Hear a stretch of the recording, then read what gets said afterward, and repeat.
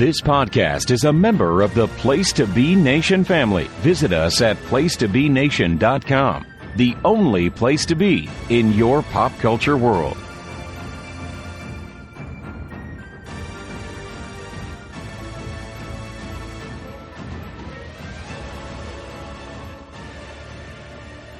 PlayStation Pop Experience Pop Goes to the Couch returns. We're on our second outing of Loki. Hi there, I am Andy Atherton, your host / moderator of this very podcast series. I am not alone, though. I am here with two out of the three regular gentlemen that I do this show with every week while we can. Shawn Kidd is, again, on assignment, lost in time somewhere. My best guess, he's at a Ren Fair type situation going on. But, you know, hopefully that he's enjoying himself, though, whichever time he's out. He could actually be at the real Renaissance time, eating just whatever and drinking. So we hope he has a good time, and we'll see him on our next episode. But here with us, though, in this time, on this timeline, correctly, not a variant, Scott Shifflett. Scott, how are you? Andy, I'm great to be here tonight. I'm interested to hear everyone's thoughts on the newest episode of Loki, which seems to be pretty diverse from what I've been seeing and reading. Yeah, it seems to be polarizing. It's probably the best word, I would say, because either you're buying into it or you're just not. You're not having it, and you're just like, you can only go so far with your suspension of disbelief, I guess, so to speak. All right, and rounding out our group is Tim Capel. Tim, how are you tonight? I'm feeling pretty good. Shawn Kidd is with us in spirit, I will say. He did sponsor my dinner, so I've got a full belly, and I am hoping we can manage to retrieve Shawn Kidd before that branch is pruned. So we're a man down, but we'll see what we can do about that next time. Yes, we will persevere the best we could. So this is our second. If nothing else, we'll resort to a variant Shawn Kidd, right? A variant Shawn, yes. Yes. Lord knows what that looks like. Okay, anyway, so this is the variant, episode 2 of season 1. It starts off at a Ren Fair in 1985, Oshkosh, Wisconsin. Several Minutemen emerge from a portal and scan the area. A fair woman asks what's going on and points out that they're not dressed right. The Minutemen ignore her and detect the variant at a nearby tent and approach it. The 4 Minutemen go inside, and the music booms out of loudspeakers, and it's Bonnie Hart with Looking Out for a Hero, which I have thoughts on the use of this song. The commander, C-20, removes her helmet and attacks the other 3, and the variant, mind controlling her, aids her. The commander drops unconscious while fighting 1 Minuteman, and the variant comes up behind him, stabs him to death with a sword. The variant then uses the Minutemen's own equipment to open a portal and leaves with the unconscious C-20.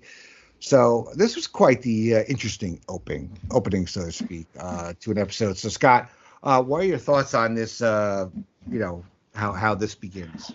It started off hot. I mean, last week's episode ended with, Minutemen being killed in a field in Oklahoma in the 1800s, and this one is, Oshkosh, Wisconsin in 1985. One thing I was hoping was that we would see more time jumping instead of like on different planets, and we've just been, stuck on Earth so far in these first 2 episodes. But I did like that they did get to action, and they did bring back like the Loki mind control, which we hadn't seen since the Avengers, where he made Hawkeye his bitch basically for the whole movie. So it was a nice little continuity call with that. Yeah, I don't think we're there yet. I think they're starting off slowly. I think they're still introing us to this whole idea of time jumping. Tim, what do you think of the opening to this episode? Why is that Bonnie Tyler song getting so much play all of a sudden? Like, in 1 week, I swear to God. You know what I'm talking about, right? You saw it in this. They used it in... Didn't they do a trailer for, like, the Guardians of the Galaxy game that's coming soon? And it was that, I believe. And it was in the teaser for the new Masters of the Universe gimmick from Netflix. Oh, was it? Yeah. See, exactly. I mean, for me, like, that song has been used a lot over time, and like Footloose, it was used great. Shrek Shrek 2, I think it was used. It was a different singer, but it was used great. Yeah, it's a great song. I don't think it was appropriate here. I don't either. Now, That's what was so strange to me is like in 1 week, it's the third time I've heard it in something contemporary, and I'm just like, what? Is this a glitch in the Matrix? What is happening? Because it really wasn't that appropriate for the scene. But anyway, yeah, I kind of agree with Scott that it would be nice to see some more creative time jaunts, so to speak, in these little scenes we get, these cutaways. And I don't know, I'll just say that I had what will sound like a lot of nitpicks about this episode, and they had an overall effect of once you stack them up, it kind of amounted to a lot for me. And so sort of from the jump, my first nitpick, so to speak, is wouldn't you think these TVA agents would, if anything, just dress more appropriately for their mission? I get that they don't really care because in a lot of cases they're going into a variant timeline that they're going to wipe out through whatever means. But just to make their own jobs easier, wouldn't they kind of just maybe dress for the occasion? Like it's a Ren Fair. Plus it's an opportunity to be a little fun with your wardrobe department. Just would have been neat to see them, I don't know, play dress up. As silly as it sounds, just to have them blend in a little bit better and make the mission that much smoother. But as we saw here, they stuck out like a sore thumb. Yeah, you don't want to. I was just about to say that. Yeah, they appear like, but it's probably also like, I guess so they can recognize each other was part of it, and that they, like they don't care because it's going to be inconsequential that they were seen in that in their uniform.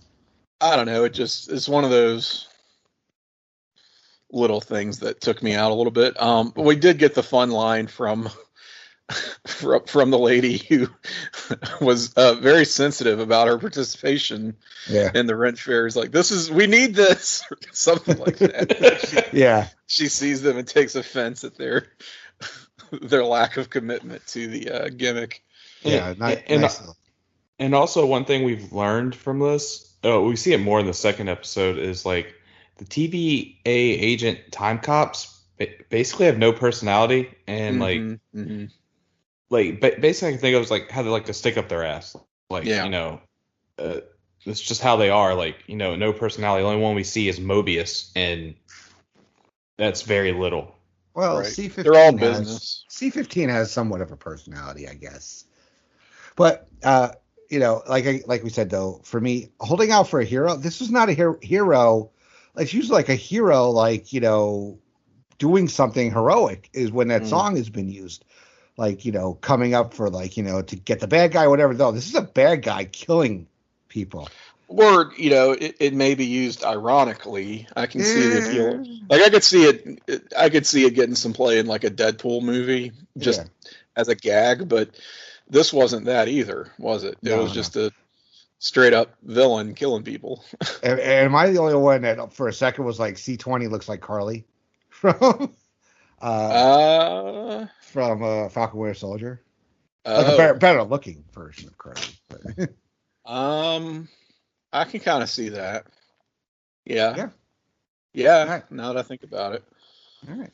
So we get the opening title for Loki, and we come back. He's at his new desk reviewing time rules with a projection of Miss Minutes, which I love. That Miss Minutes looks like it could be a character going forward, not just a throwaway, like Mr. DNA in Jurassic Park. No, Miss Minutes could be a thing.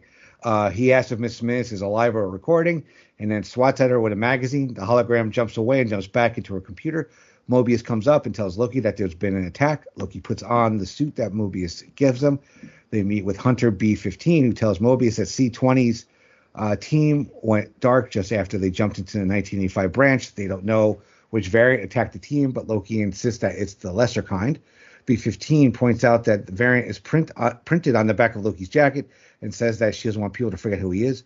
Mobius tells the team that they're looking for a variant Loki and projects holograms of all the Lokis they pruned. Loki lectures them on the difference in his powers. And Mobius says that they're going to take Loki along as an expert.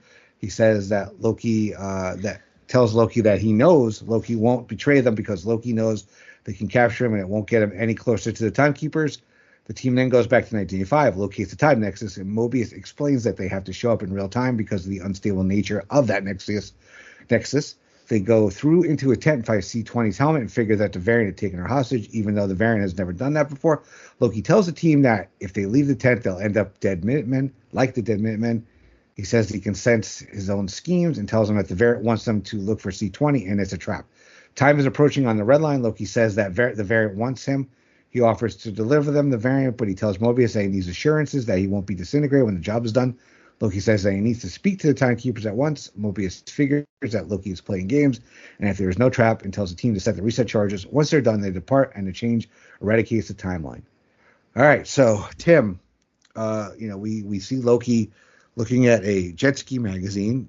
We get a little interaction with Miss Minutes, and then we go into our CSI portion of the episode. Yeah, our CSI portion doles out some more rules about how some of the time travel stuff works, which I will say I did appreciate, because it does beg the question, if you have such absolute authority over time itself, if you fuck up the first time around, why can't you just simply go back, give yourself a redo, or go back to an even earlier point to, again, make your job that much easier?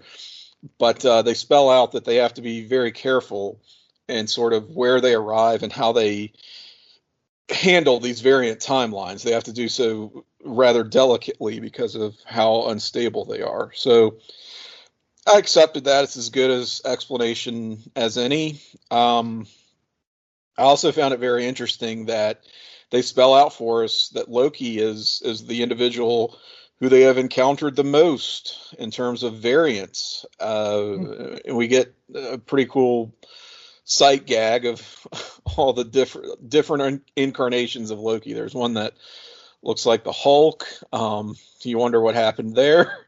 But it kind of begs the question, if there's really truly only supposed to be one sacred timeline, and these are all variants of the Loki that we know and love so well in our sacred timeline, how does this keep happening, right? Just, we know when he dies, we know how he dies, and yet somehow there are all these different variants that presumably spin off of that same timeline.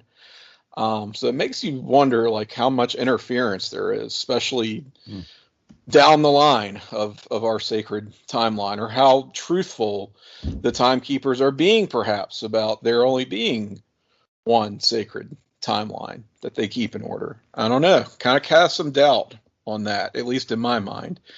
The jet ski stuff, there'll be more on that certainly to come with Mobius, who, again, as you said, Andy, is the TVA authority, seems to have the most personality, and that's why I think he sort of, there's something about him that's different from the others, and they kind of say as much. Certainly as dedicated as he is to his job, he seems rather unorthodox in comparison to his peers. So we'll continue to, keep a beat on that. And gosh, what else? There was something else that came to mind in this scene that I wanted to circle back to. Oh, the powers demonstration. The weird sort of specificity they get into of, like, illusion casting versus, what was it, duplication or something? Like, I get that it was there because it was sort of a funny, pedantic thing for Loki to point out, but it also makes me wonder if that's going to turn out to be a plot point, and they're trying to tacitly remind us that he has this range of abilities, and this is not the same as that, and we'll get a clever usage of that later on down the line. That's what I'm sort of looking out for. All right. Scott, what are your thoughts? Yeah, that was Loki was trying to be Loki, convince them, like, if you walk out of this, you'll die. And, I was partially convinced because, the last 10 minutes of showtime from this episode and the first episode, we've seen like 8 agents die. So you can see like maybe this is part of the plan. But, Mobius like sniffs him out quick, which, I thought was funny because he showed his hand, was saying, I need to speak to the timekeepers now. If he would have waited a little bit, maybe he would have. But it was very interesting. And like that'll be for the next part. But and we did see how like the time bomb, quote unquote, works. It just fixes what was like screwed up. Like we see all the time cops either actually the ones that died being wiped away, or like their stuff being wiped away. It doesn't like go like full nuclear holocaust. Yeah, that might throw a wet blanket on my theory of it nuking. I'm still not totally sure if we saw like the full effect of what it does, but we saw enough of it that I'm like, maybe on that point, it's not doing what I thought it did, which is just nuking the entire timeline. So that might be an L that I've got to take on that one, which, I mean, should be used to it by now, right? Yeah, I mean, we take enough on these.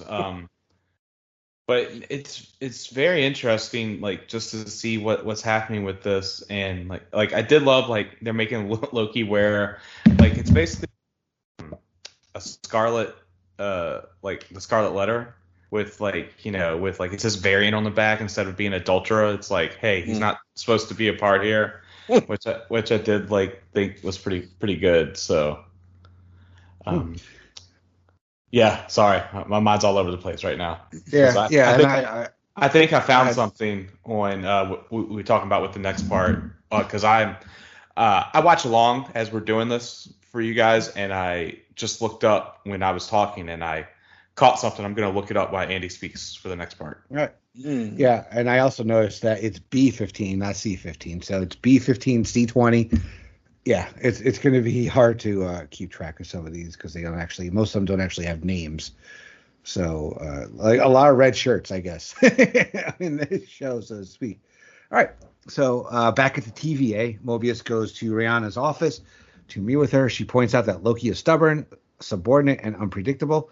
Mobius figures that understanding their Loki, helps him understand the variant and gets closer to them. He suggests that Loki might have changed, and Ravana, I don't know how to say her name. Ravana says that the timekeepers are monitoring every aspect of the case and they want the variant caught. The judge tells Mobius that it will be his last chance with Loki. As Mobius leaves, he tells her that if it doesn't work, he'll delete Loki himself. The agent goes out into the waiting room where Loki is, and they leave together. Loki claims that he was running a triple bluff, but Mobius doesn't want to hear it. Mobius tells Loki that Loki is there to help him capture the variant and figured he would help because he can't take that his variant is better. Mobius figures that Loki is trying to get the timekeepers and take control of the TVA. Loki wonders why Mobius is sticking his neck out for him. Mobius tells Loki that either he feels sorry for him or he wants to catch the variant.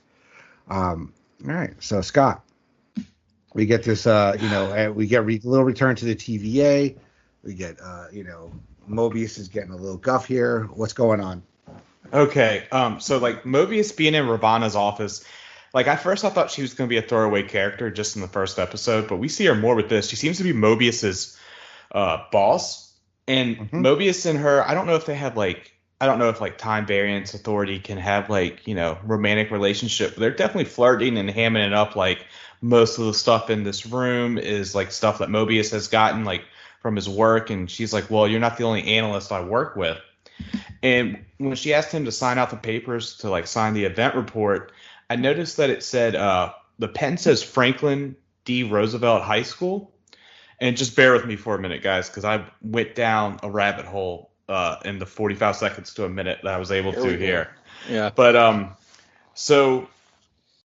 Googled like Franklin D. Roosevelt Marvel. And so Agents of S.H.I.E.L.D., which had not been considered canon, has sort of already dealt with this. So Agents of S.H.I.E.L.D. Season 7, Episode 1, The New Deal, tells a story about FDR set shortly before he becomes president. At the time, FDR still is just governor of New York, but just as Agent Bill Coulson explains, because in the S.H.I.E.L.D.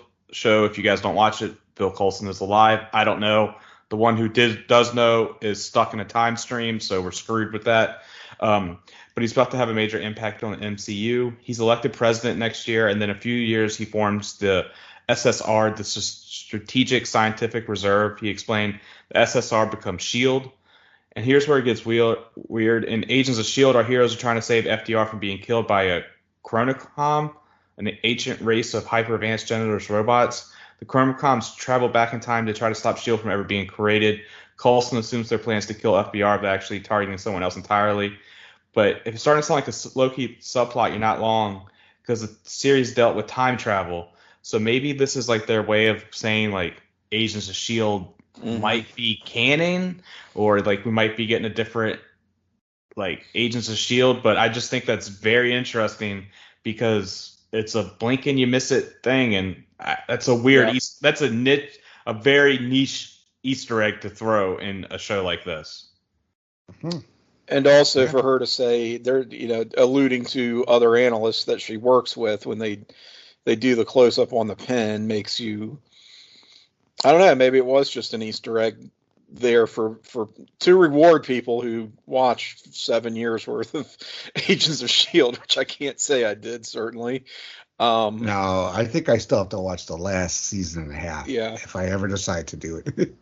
Yeah, and it's the type of thing where the relationship of the MCU to that series has always been, like Scott said, pretty much non-existent. But the other way around, it was like it seemed that Agents of S.H.I.E.L.D.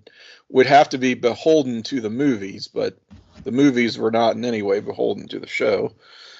And this is maybe just a way, if there's any connection, if there's any sort of end for Agents of S.H.I.E.L.D., it might be in a show like this that deals with alternate timelines, paths, not taking other universes, perhaps multiverses. We'll see if we get there. So yeah, I that kind of gave me pause without knowing the details. I wondered if it was, something along those lines. So interesting. Mm-hmm. Okay. Yeah. Yep. Scott, do you have anything to say on this scene?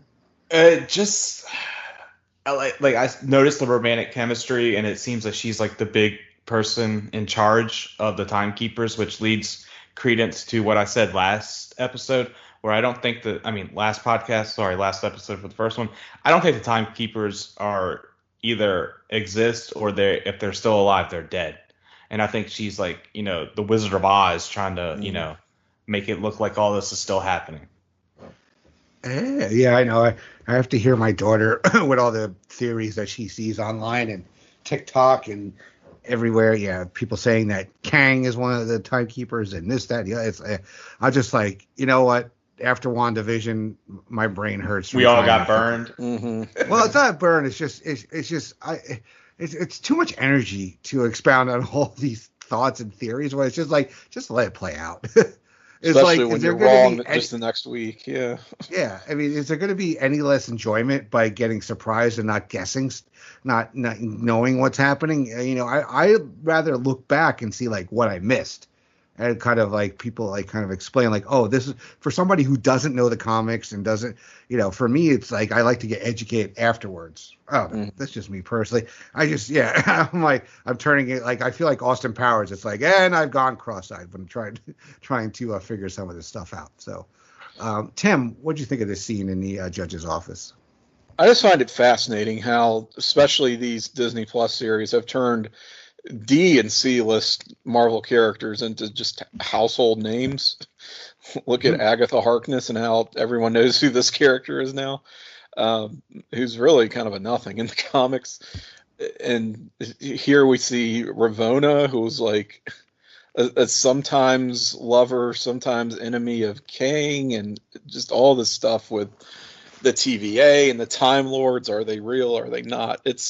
It's definitely a lot. And you can't swear by the comics. I mean, even when you kind of know the source material, if you get too hung up and feel like you've got all the answers because, well, they did it in the comics, therefore it must play out this way, they're going to swerve you. You can't put all your stock in that either. But But this whole sequence, largely focused on Mobius, it plays out sort of like in a different show would be like a police procedural where there's all the internal wheelings and dealings and somewhat inappropriate relationships potentially, and conflicts of interest. But like Scott, I'm a little bit curious as to what the rules are when it comes to these office politics. Are they even really allowed to have romantic relationships? We don't know.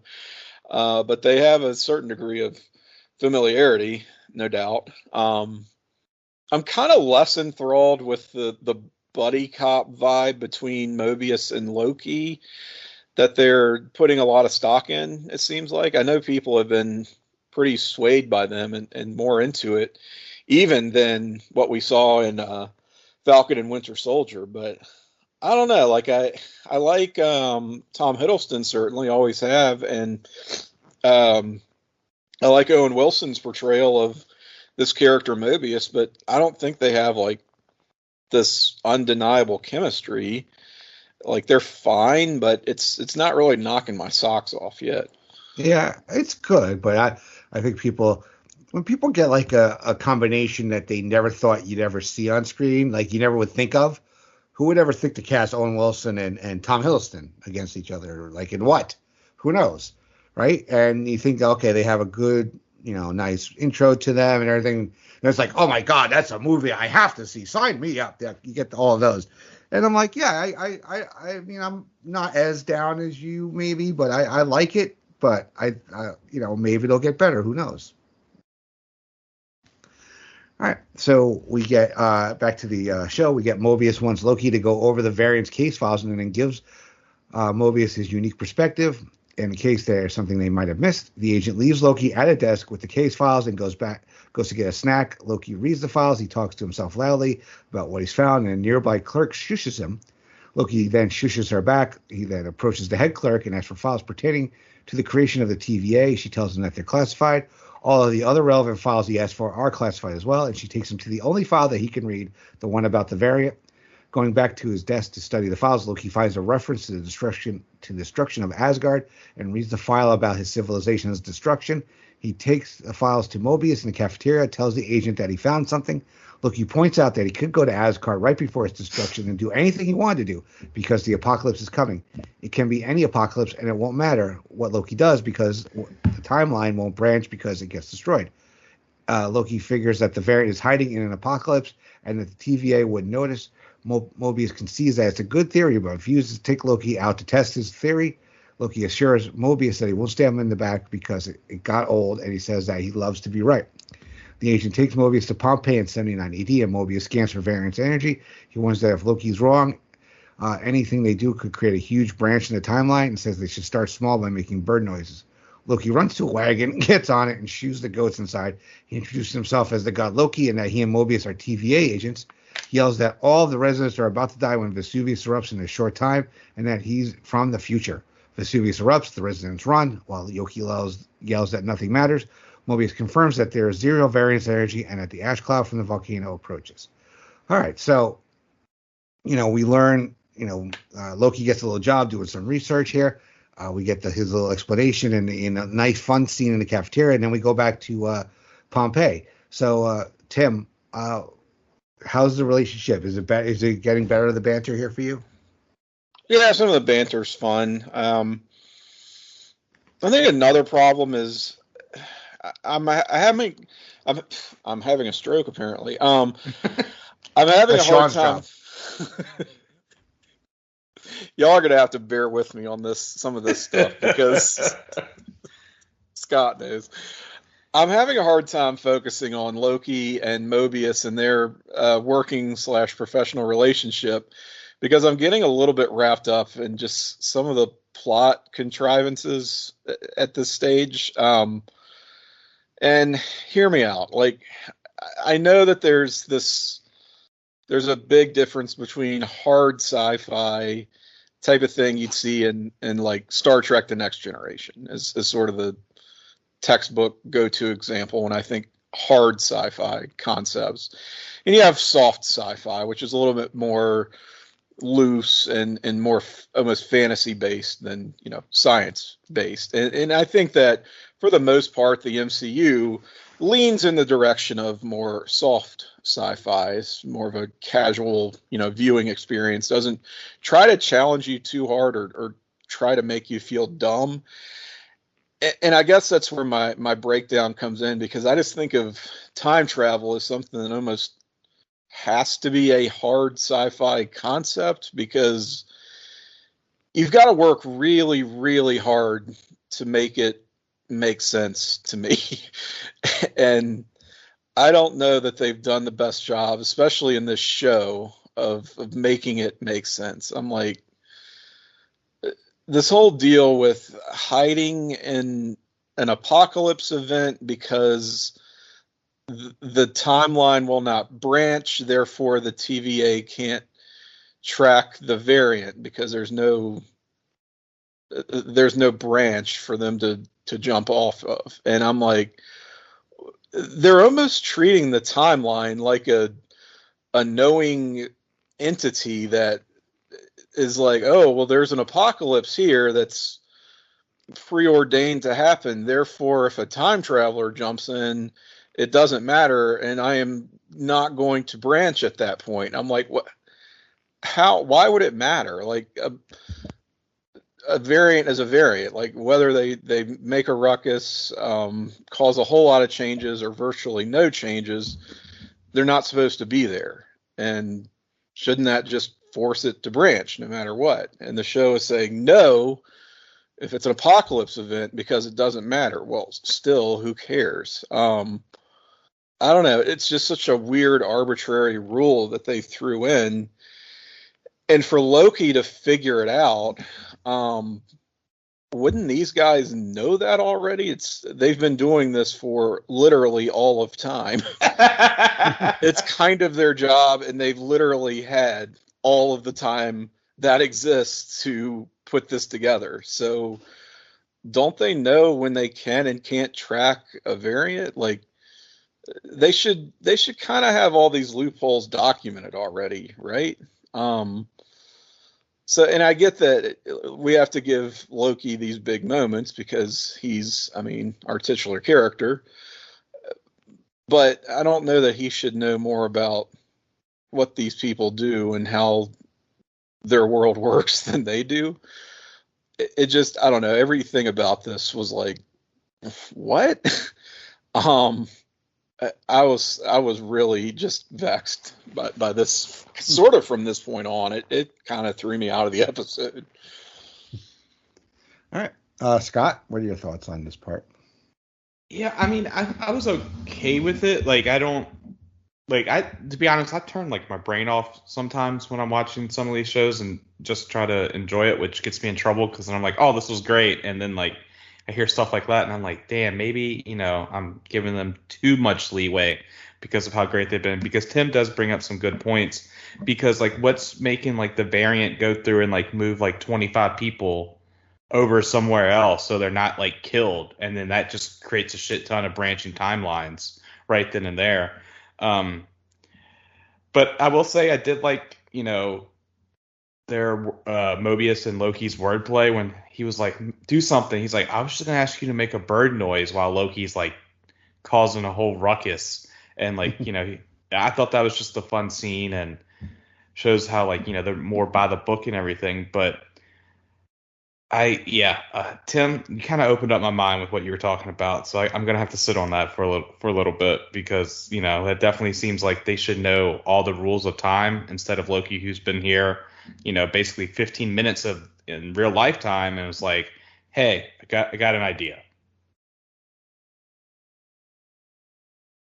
Yeah, and I like you, I tend to be pretty forgiving of especially shows like this, because I know it is supposed to be soft sci-fi. It isn't supposed to stand up to a ton of scrutiny, but it's sort of like when they put it out there, they open themselves up for a lot of this type of deconstruction, I think.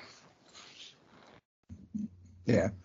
Yeah, it leaves a lot to the, a lot of poking holes in the theory. because what if this and this? Well, they should have known this, and this could have been. Why is it just now being figured out by a Loki?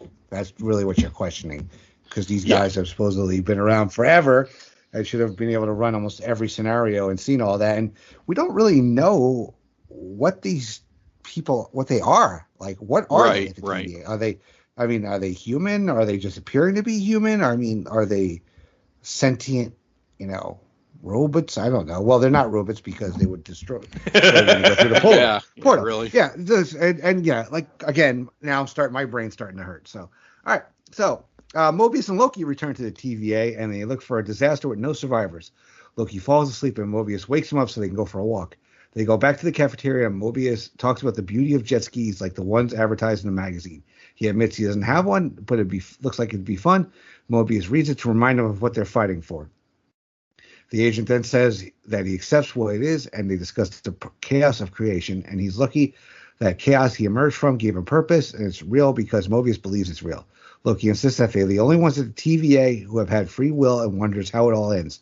Mobius said it's a work in progress, and the timekeepers are untangling the epilogue that is to come.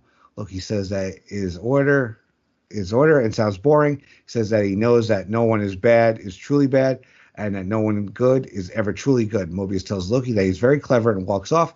Mobius then goes back to the files, checks, and one about the candy box. The variant left the cathedral. The candy kablooey was only sold on Earth in 2047. Between 2047 and 2051, if they cross-reference those years with apocalyptic events, they figure out where the variant's hiding. Loki looks for a reference to a hurricane in Alabama in 2050, and Mobius asks Ravonna to deploy a task force there. She tells Mobius that trusting Loki isn't a good idea, but he insists that he can handle Loki. She is finally convinced, but warns him that there's not much she can do if it doesn't work out. As they go to the departure room, Mobius tells Loki that he did good work. He gives Loki his knives, and B-15 passing by takes them from Loki. She calls the task force together and briefs them on Roxcart, the superstore where they'll be arriving in Haven Hills. It is a large warehouse that civilians are using to ride the storm. She tells the Minutemen to stay alert and figures that the variant is planning something by stealing the reset charges, but they don't know what. Loki points out if they see a Loki, they shouldn't kill him. So, yeah, I would stay away from Alabama in about 30 years. But, Scott, what do you think of this? Or you can stay away from Alabama now. Thank you for that. Sorry. Andy set me up. I had to spike it down. So, I do like that, Mobius was like able to put his thinking cap on and was like, hey, this thing that I saw within the first 20 minutes, I probably should have looked that up to see when it was sold. Like, basic cop shit 101, if you ask me. But I will say, like, their talk about free will is very interesting. And Loki, seems, I'm not saying he's poisoning the well with Mobius, but he's saying that, no one bad is truly bad. No one good is ever truly good.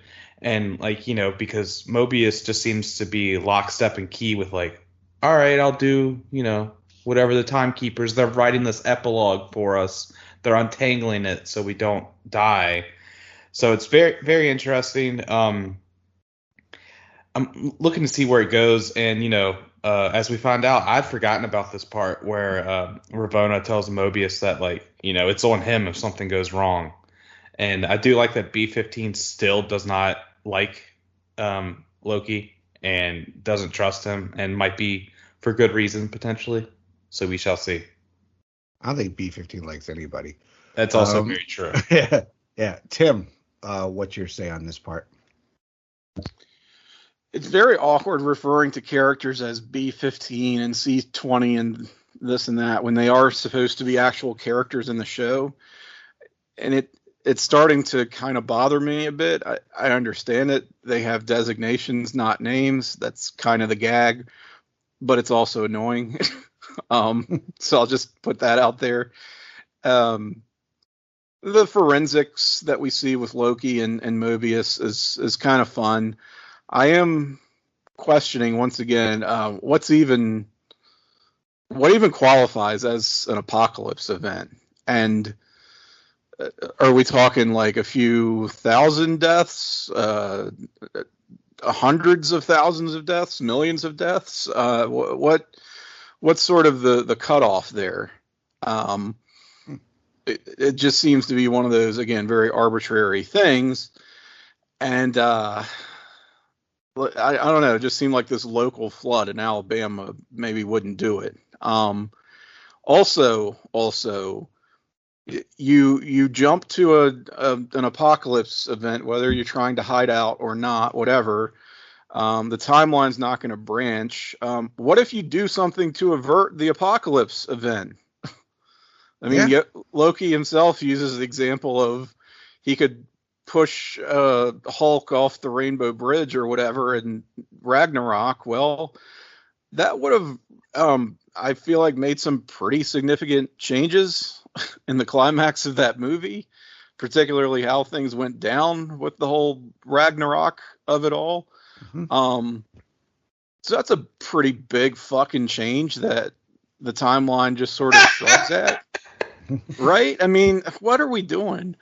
So I'm still stuck in the plot mechanics, which is a terrible place to be when you're just trying to enjoy a show. I'm the last person in the world to go, this is a plot hole, this is a plot hole, this is plot. But when it really sticks out and leaves so many just unanswered questions, I think is what it comes down to. That really interrupts just the flow of information. Like I should just be able to be following along, keeping up with the show, and yet I'm just getting stuck on these speed bumps, essentially, that the plot is throwing up at me. And I don't know, like I said, I was a little bit out on this episode by this point. Should we make any notice of that? It was called Rock's Cart, was the wholesaler. So I think it's a reference to Roxxon, yeah, evil. Yeah, it's a play on Exxon, and in the '80s, the whole remember Exxon Valdez and all the horrible things that Exxon was making, terrible news back in the day, public relations nightmare. One after the other. So Marvel did its own spin on that with this corporation called Roxxon. So yeah, it's just kind of the same thing. And I gather that this is like, it makes you think of Walmart, right? Just big box store. Yeah. But more just sort of in the future, we're going to be dealing with corporate oligarchy type stuff. I'm just wondering if it's just a throwaway or that Roxxon will become more of a thing as we go through the MCU now. So I wonder, weren't they? They were present a little bit so far. Yeah, but didn't they come up, or at least we've seen like a sign for Roxxon or something in other movies. Yeah, I mean, I know him from the Lego Marvel games, so I know Roxxon is usually a point of interest in a few of the games I played. So that's all. That's where I familiar know him. That's where my nerd level is Lego games. So it tells you something about me. All right. So the hurricane rips through Haven Hills. Those are fun games. I'm sorry. I'm not apologizing. The hurricane rips through Haven Hills of 2015, and the task force appears outside the superstore. They go in, and Loki uses magic to dry his clothes. The lights flicker, and the Minutemen split up to search the shelters. B-15 insists that Loki stay with her, and Mobius objects. Loki tells Mobius that it's fine. He understands that he has to earn the TVA's trust. Mobius reluctantly leaves with the others. The variant watches the task force on the superstore's security monitors, sets a 20-minute timer on one of the consoles, and leaves. Loki and B-15 move through the store, and Loki tries to chat with her. She tells him to shut up, and they find a teenager examining a shelf with plants on it. The teenager says that as a hurricane sale. Loki tells B-15 that the teenager could be him. B-15 goes over to the boy, grabs her wrist, and a green glow spreads from him to her, and then he collapses. The variant speaking through B-15's body identifies Loki. Mobius and the others find the refugees, and one local says that they're not asked if they're National Guard. They then should be transporting the refugees out. They find C-20 sitting in an office chanting to herself. Loki tells the variant that her possessing B-15 is cowardly, and she says that it's almost as cowardly as Loki working for the TVA. He insists that he's working for himself, and a clerk finds them. The variant touches him and jumps into his body, and B-15 collapses. Loki continues taunting the variant, asking if she's too scared to meet him face-to-face, and says that he has an offer for the variant. Loki says that he's going to overthrow the timekeepers and could use a qualified lieutenant. The variant checks the clerk's name badge and tells Loki to call him Randy. Loki then says that he's been trying to help the variant, but the variant refuses Loki's offer and walks off. Loki follows him while the real variant lurks in the shadows and prepares a reset charge. C20 mutters about it being real, and Mobius asks her what she means. She says that she gave away how the variant could find the timekeepers. So we get more of the body jumping here, like we had earlier in the show. I actually really enjoyed this because it kind of like we haven't been revealed yet to the variant per se and what it will look like on its own, but the fact that it's going through other people, other vehicles. I kind of enjoyed it because it kind of gives a little bit of a spooky factor there. Tim, what do you think of this part where we go through here and we get the first interaction with the variant by Loki? Yeah, I kind of like the gimmick of the mind control. It almost took the form of body hopping, right? It almost seemed like she was jumping from host to host, but my impression is she was just sort of controlling them remotely from a distance, I guess, although functionally I don't know that there's that much of a difference. So that was neat, just seeing how this is a different Loki, so she's going to lean on kind of a different power set. She sort of favors this over the tricks that our Loki likes to pull, although we know it's in the same overall bag of tricks for both of them, I would gather. So yeah, that was sort of neat, and that's really all I had to say on this scene. Okay, Scott. We see that not all of the time TVA are nice like Mobius, because we see one of these assholes and he's just like going through this person's stuff who's about to die, and they're like, hey, and Mobius is like, hey, show some compassion. He's like, why? They're about to die anyway. That was, I thought, very cold and callous. Like, these people are like, scared, and it's like, are you with the, National Guard, and like, expecting help, and they're just short and kind of dicks to him. I thought that was like a scene that, might be small, but it also may show that, like, Mobius has more humanity than like the rest of these basically robot assholes. I did like the jumping of it from person to person. Also, guys, I'd be really bad because I would be killed because I kind of bought that person was like buying plants and was like, it's a hurricane sale. So I'm a moron. And I was like, oh, that's like, I thought it was going to be like a joke or something. And then, like, it gets changed over. So I thought that was, but I like how, Loki's trying to convince the variant to work with him, and the variant's not having anything, knows Loki's full of shit because it's himself deep down. Yeah. All right. So let's get to the conclusion of this episode and give our overall thoughts. B-15 wakes up when one of the Minutemen with Mobius calls her. Loki asks Randy what he wants, and Randy says it doesn't matter because Loki is too late. Loki notices a reset charge planted and figures the variant lured them there so he could blow up the superstore along with the team with it. The variant possesses the body of a burly man and attacks Loki, and thanks Loki for helping him stall for time. Loki stands up and dodges the variant's next punch, and they fight hand-to-hand. The variant throws Loki down. B-15 finds Mobius and tells him that she lost Loki. The possessed man plants another charge, and Loki recovers, walks towards the man, and asks what it's about. The man laughs, tells Loki to embrace himself, and collapses. The real and hooded variant is standing behind Loki, who turns to face her. She removes her hood to reveal that she's a woman, and tells Loki that her plot isn't about him. The timer counts down to 0, and the lights go out. It initializes the charges, scattered throughout the store, and drops many small portals. Mobius and the others see them. At the TVA, the clerks detect dozens of branches shooting off the secret timeline. Ravonna and her men get word on the fracture and head out into the timeline.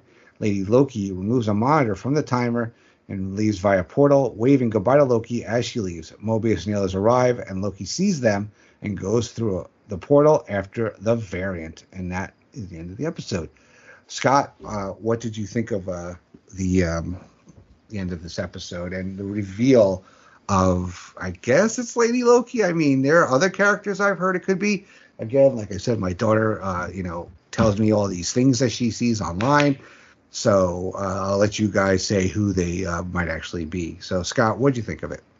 First off, I want to give a shout out to our boy Tim Capel here. He called that shit last week. We were sitting here talking. He's like, I think it might be a girl. And sure enough, nope. Boom. Got to give that one to Shawn. It was Shawn? Yeah. My apologies. Shawn, you called it. Good job, buddy. Finally, the three of us have gotten maybe 2 or 3 things right. So we've done a bunch of episodes. We're finally starting to hit. Batting average is going up. That was I was pointing to the fences and you swung and got it. I love that scene. Seeing that it's a female, and like we had talked about, the rumors of Loki being gender fluid, and I thought that was very cool. But Tim, I do have a question for you. When Ravonna gets word of the fracture, she grabs something off of the artifacts. What do you know what that was? Because to me, it kind of looked like a boomstick from Evil Dead, and I know that's not a shotgun. But I was just wondering if you had any thoughts on what it was. I did not catch that. I didn't see it. I'll have to rewatch that scene. I don't know. Can't help you there. No worries. I was just wondering because it was it showed her picking it up, so it was very interesting. And this makes me wonder, like, did we just see the multiverse get created? I don't understand what we saw in this scene, and that's probably by design, but they say that the reset charges have been detonated on the sacred timeline. Well, what does that mean? If the purpose of these things is just to remove variations, then you wouldn't think that would have any sort of effect if it's on the main stem, right? It's not you're not setting it off in a variant, you're setting it off in the main, the sacred timeline. Or is it, like I was suggesting in our last episode, like a nuke?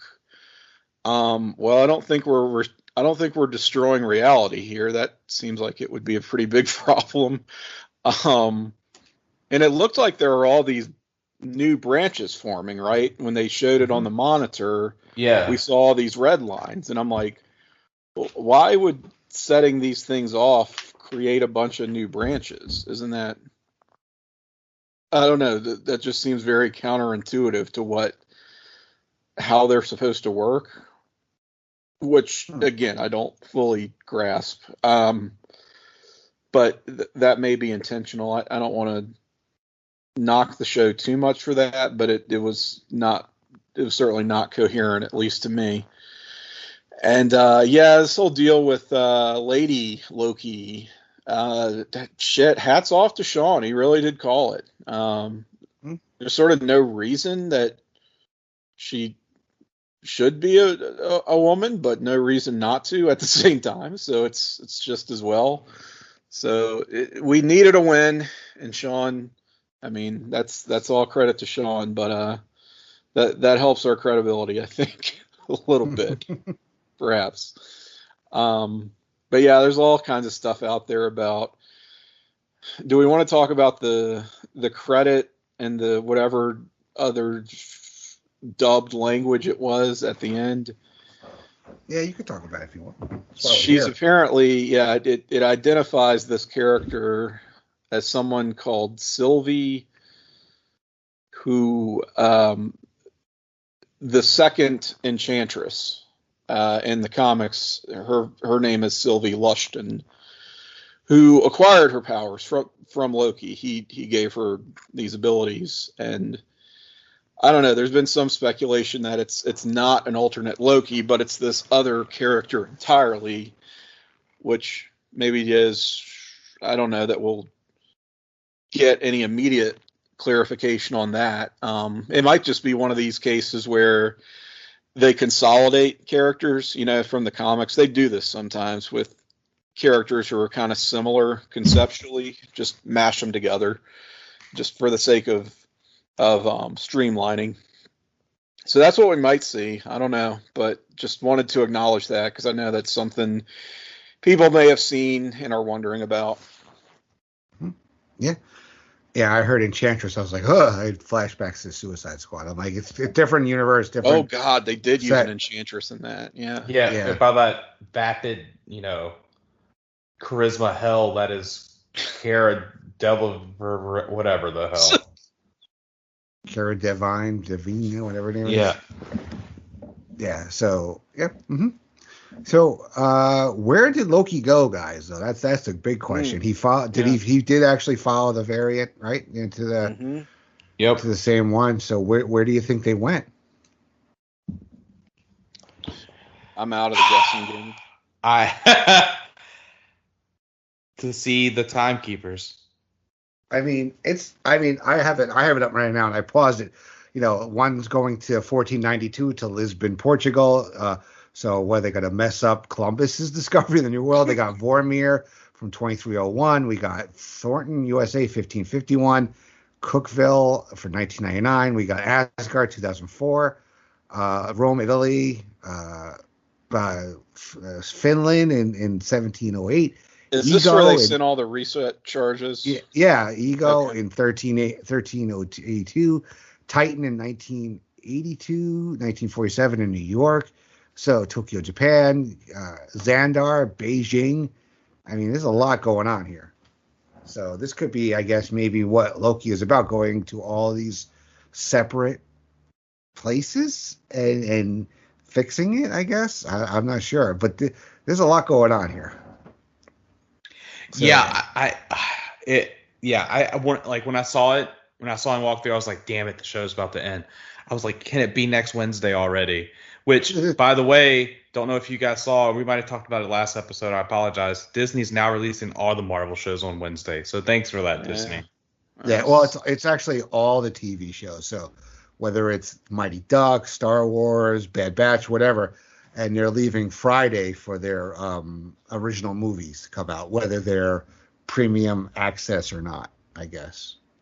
So I think that's what Disney is trying to do. And again, pull back the curtain a lot. Messes us up because we like the whole Friday, release, and then we get basically many more days to record. But I liked being excited to watch something on Fridays. Yeah, shows what kind of social life. I have, but at this point in my life, what am I really doing? But yeah, I got used to, and I really liked those Friday drops. If you didn't catch it at the time, you had all weekend to watch it, process, try to digest, and of course we come back and try to do these shows. Middle of the week makes it's hard to do a topical, timely podcast when your content hits in the middle of the damn week. And it feels with the cultural zeitgeist, like with the weekend, it felt like it got more play. But I don't know if it's just because I was personally busy. Like, I heard about Loki like Wednesday and everyone was like buzzing about it, but like Thursday or Friday, people had moved on. So it's like, I don't think this is a good idea in hindsight. But I'm not a $1 billion company like Disney. They could tell me to fuck off, and I'll just be like, I'm still subscribing. So yeah, pretty much. They have to be doing something right. They have to know some things, right? I don't know. So we get how much are we going to see this Lady Loki, though? You think she's going to be very prominent, or are we only going to see her a little bit here, a little bit there, when her appearances are really going to have weight to them, I guess, right? Or is it just going to be like him chasing her through all these different, and then Mobius chasing him through all these different offshoots? What do you guys think? I don't think she's the big bad. No, right? Laying it out there, because like we didn't know Agatha was the big bad to like the last couple of episodes, and I think she's a red herring. I don't know who the big bad is. I don't know if it's Ravonna. She might be the big bad, or the timekeepers themselves, or Miss Minutes. Miss Minutes. Tori's. I don't think she's. I don't think she's the big bad either. Only because allegedly we still have Richard E. Grant waiting in the wings, who always plays a real nasty villain in everything he's in. So maybe he's maybe he's going to represent the Timekeepers. Maybe I could see him playing like Kang. I think he'd be a really good Kang. But I don't want Kang to turn into the Mephisto of this series, right? I'm just kind of throwing it out there, something I could see, but I don't know that I'd hang my hat on that as very likely. Kang has a lot of different forms, though. If it's not Kang, maybe it's Immortus or the Egyptian pharaoh Ramatut would be. Oh, Jesus. Would be very stupid. You don't know with this stuff. Well, actually, guys, we're like a third of the way through, and after the next episode, we'll be halfway through. So it's a sprint. There's a lot. I mean, these are longer episodes. Like WandaVision, maybe because there was more episodes, they were shorter. But this one's been a lot of episodes. So I guess maybe because there's so much we have to try to wrap our heads around with this whole thing, because I mean it for the lay person, not the person I said, I am surface level geek. I know stuff. I know a little about a lot kind of thing. You guys know a lot more than I do, but to kind of get this to people who want to understand it, like the general population, the people that just watch the movies, just watch the shows, for them to understand what this whole multiverse is going to be, I think they're going to have to do this kind of stuff and just get through it, just so people will continue to watch and go to the movies. Because if people don't understand this stuff, they ain't going to watch. They ain't paying money to watch it to be confused for 2 hours. If they want to do that, go see any Christopher Nolan movie, right? God, never. Yeah. All right, very cool. So hopefully Shawn will make it through before the timeline goes all red, and he'll make it back next week. But we'll be here to break down that next episode for Tim Capel and Scott Shifflett and Shawn Kidd, like I mentioned. I'm Andy Atherton. Pop Goes to the Couch. We'll see you next week for episode 3. Take care, everybody.